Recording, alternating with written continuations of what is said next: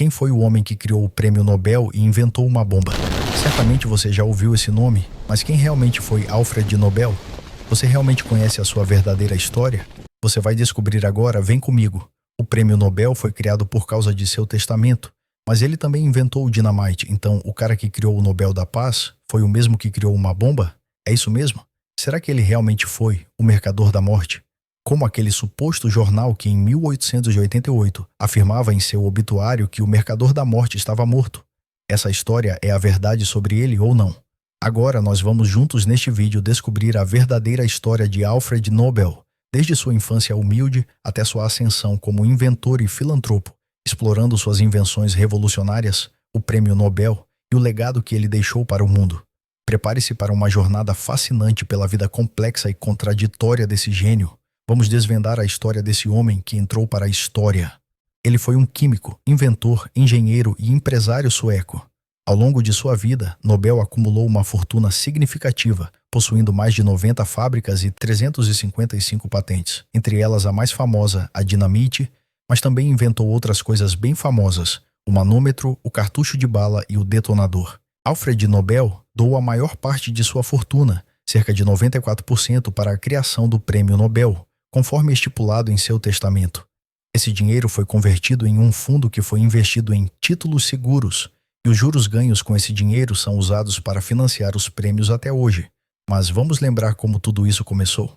Nascido em Estocolmo, Suécia, em 21 de outubro de 1833, Alfred Nobel era o terceiro filho de Immanuel Nobel, um engenheiro e inventor, e Henriette Ausel, que teve 8 filhos. A infância de Alfred foi marcada por dificuldades financeiras, pois o negócio do seu pai faliu quando ele ainda era criança. Apenas Alfred e seus 3 irmãos sobreviveram além da infância. Apesar dos desafios, Alfred demonstrava precoce interesse por ciência e engenharia, realizando experimentos químicos em seu próprio laboratório improvisado. Depois da falência, o pai de Alfred, Immanuel, mudou-se para São Petersburgo, na Rússia, e foi bem-sucedido lá como um fabricante de máquinas, ferramentas e explosivos como o torpedo. Agora próspero, seu pai pôde enviar o Nobel para professores particulares, e o menino se destacou em seus estudos, particularmente em química e idiomas, alcançando fluência em inglês, francês, alemão e russo. Durante 18 meses, de 1841 a 1842, Nobel foi para a única escola que frequentou quando criança, em Estocolmo. Nessa época, Nobel estudou com o químico Nikolai Zinin, e aos 17 anos, em 1850, Alfred partiu para a França. Ele foi para Paris para estudar engenharia e aprofundar seus conhecimentos.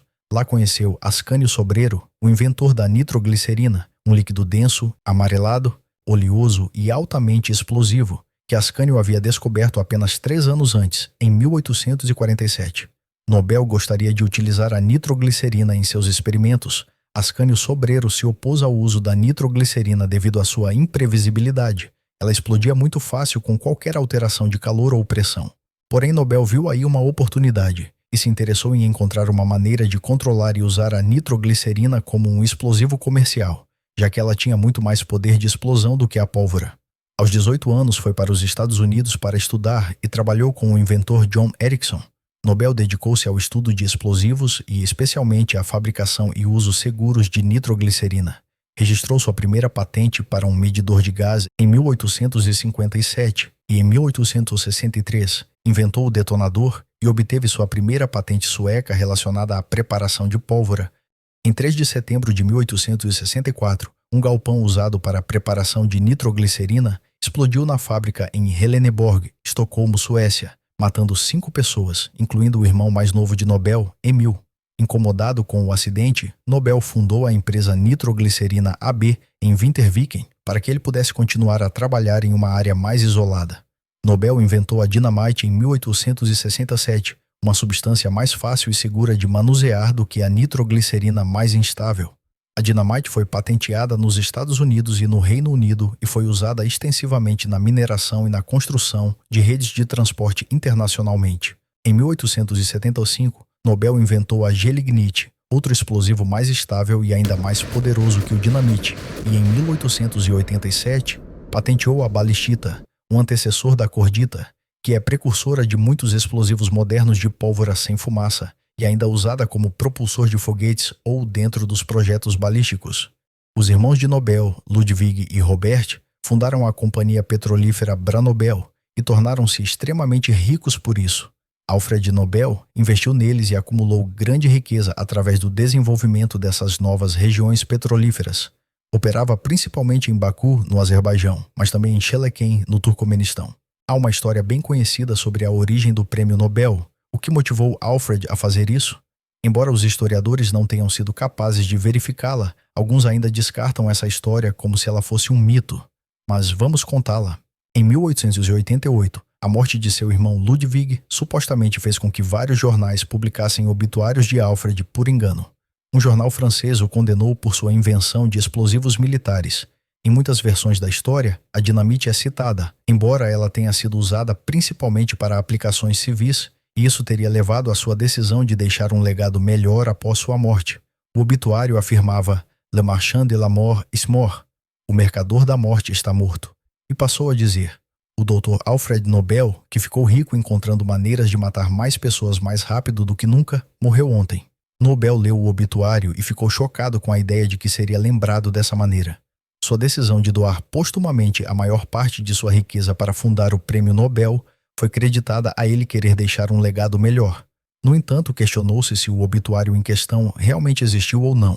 Em 27 de novembro de 1895, no clube sueco-norueguês em Paris, Nobel assinou seu último testamento e reservou a maior parte de seu patrimônio para estabelecer os prêmios Nobel, a serem concedidos anualmente sem distinção de nacionalidade.